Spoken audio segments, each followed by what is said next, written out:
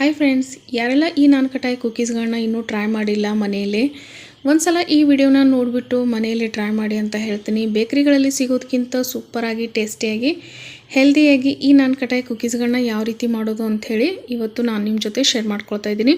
ಬನ್ನಿ ಹಾಗಿದ್ರೆ ಯಾವ ರೀತಿ ಮಾಡೋದು ಅಂಥೇಳಿ ನೋಡೋಣ. ಮೊದಲಿಗೆ ಇಲ್ಲಿ ನಾನು ಅರ್ಧ ಕಪ್ ಆಗೋಷ್ಟು ತುಪ್ಪನ ತೊಗೊಳ್ತಾ ಇದ್ದೀನಿ. ನೀವು ತುಪ್ಪದ ಬದಲಿಗೆ ಡಾಲ್ರ ಕೂಡ ತೊಗೊಳ್ಬೋದು. ತುಪ್ಪ ಅಥವಾ ಡಾಲ್ರ ಎರಡರಲ್ಲಿ ಒಂದನ್ನು ಯೂಸ್ ಮಾಡ್ಕೊಳ್ಳಿ. ಇವಾಗ ಇದನ್ನು ಒಂದು ಹ್ಯಾಂಡ್ ವಿಸ್ಕರಿಂದ ನಾವು ಚೆನ್ನಾಗಿ ಬೀಟ್ ಮಾಡ್ಕೊಳ್ಬೇಕಾಗತ್ತೆ. ನೀವು ಒಂದು ಸ್ಪೂನಿಂದ ಕೂಡ ಚೆನ್ನಾಗಿ ಇದನ್ನ ಬೀಟ್ ಮಾಡಿಕೊಂಡ್ರೆ ನಡೆಯುತ್ತೆ. ಒಂದು 5 ನಿಮಿಷ ಮಿಕ್ಸ್ ಮಾಡಿದರೆ ಸಾಕು. ಇವಾಗ ನೋಡಿ ಇದು ಮಿಕ್ಸ್ ಮಾಡಿದ್ದೀನಿ. ಇವಾಗ ಇದಕ್ಕೆ ಸಕ್ಕರೆ ಪುಡಿನ ಸೇರಿಸ್ಕೊಳ್ತಾ ಇದ್ದೀನಿ. ಯಾವ ಕಪ್ಪಲ್ಲಿ ತುಪ್ಪ ತೊಗೊಂಡಿದ್ದೆ ಅಲ್ವಾ, ಅದೇ ಕಪ್ಪಿಂದ 3/4 ಕಪ್ ಆಗೋಷ್ಟು ನಾನು ಸಕ್ಕರೆ ಪುಡಿನ ತೊಗೊಂಡಿದ್ದೀನಿ. ಇವಾಗ ಇದನ್ನು ಕೂಡ ಅಷ್ಟೇ ಚೆನ್ನಾಗಿ ನಾವು ಮಿಕ್ಸ್ ಮಾಡ್ಕೊಳ್ಬೇಕಾಗತ್ತೆ. ಒಂದು 10 ನಿಮಿಷ ಮಿಕ್ಸ್ ಮಾಡ್ಕೊಳ್ಬೇಕಾಗತ್ತೆ.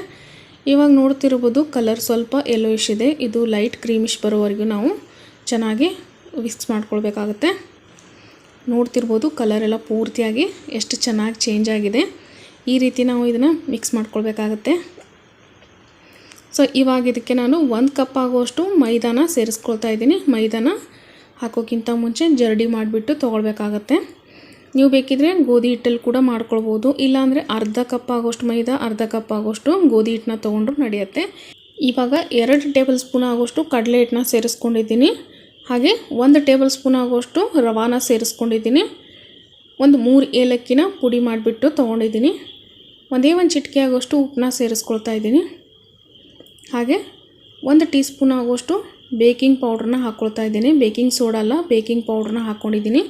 ಇವಾಗ ಇದನ್ನು ಚೆನ್ನಾಗಿ ಒಂದು ಸಲ ಸ್ಪೂನಿಂದ ಮಿಕ್ಸ್ ಮಾಡ್ಕೊಳ್ಬೇಕಾಗತ್ತೆ. ಕಡಲೆ ಹಿಟ್ಟು ಹಾಕೋದ್ರಿಂದ ನಾನ್ಕಟಾಯಿ ಟೇಸ್ಟು ಚೆನ್ನಾಗಿ ಬರುತ್ತೆ. ಹಾಗೆ ರವೆ ಹಾಕೋದ್ರಿಂದ ಕ್ರಂಚಿನೆಸ್ ಬರುತ್ತೆ. ಇವಾಗ ನೋಡಿ ಇದನ್ನು ಸ್ಪೂನಿಂದ ಮಿಕ್ಸ್ ಮಾಡಿ ಆದಮೇಲೆ ಕೈಯಿಂದನೇ ಮಿಕ್ಸ್ ಮಾಡ್ಕೊಳ್ಬೇಕಾಗತ್ತೆ.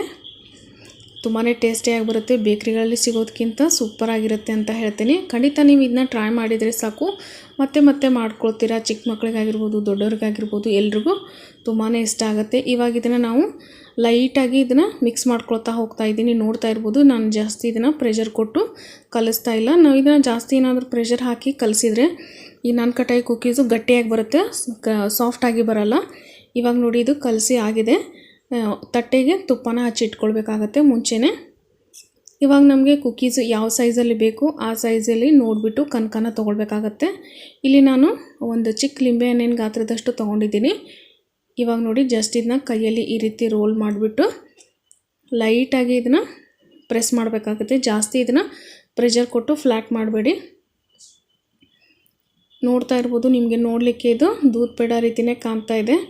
ಇದೇ ಶೇಪಲ್ಲೇ ಇಟ್ಕೊಳ್ಬೇಕಾಗತ್ತೆ. ಯಾಕಂದರೆ ಜಾಸ್ತಿ ಇದನ್ನು ನಾವು ಫ್ಲ್ಯಾಟ್ ಮಾಡಿದರೆ ಇದು ಬೇಕಾದಮೇಲೆ ಇನ್ನೂ ಕೂಡ ದೊಡ್ಡ ಸೈಜ್ ಆಗುತ್ತೆ. ಇವಾಗ ನೋಡ್ತಾ ಇರ್ಬೋದು ಇದು ಇಡೋಕ್ಕಿಂತ ಮುಂಚೆ ತಟ್ಟೆಯಲ್ಲಿ ಸ್ವಲ್ಪ ಗ್ಯಾಪ್ ಕೊಟ್ಟು ಇಡಬೇಕಾಗತ್ತೆ. ಯಾಕಂದರೆ ಇದು ಸ್ವಲ್ಪ ಬೇಕಾದಮೇಲೆ ಸ್ವಲ್ಪ ಸೈಜಲ್ಲಿ ಡಬಲ್ ಆಗುತ್ತೆ. ಇವಾಗ ಎಲ್ಲನೂ ರೆಡಿ ಮಾಡ್ಕೊಂಡಿದ್ದೀನಿ ಕುಕ್ಕೀಸ್ನ. ಇದ್ರ ಮೇಲೆ ಸ್ವಲ್ಪ ಬಾದಾಮ್ ಪೀಸಿಂದ ನಾನು ಡೆಕೋರೇಷನ್ ಮಾಡಿದ್ದೀನಿ. ನೀವು ಬೇಕಿದ್ರೆ ಪಿಸ್ತಾ ಇದ್ದರೆ ಪಿಸ್ತಾ ಕೂಡ ಹಾಕ್ಕೊಳ್ಬೋದು. ನೋಡಿ ಈ ಕುಕ್ಕೀಸ್ ಎಲ್ಲ ಬೇಕಾಗಲಿಕ್ಕೆ ರೆಡಿಯಾಗಿದೆ.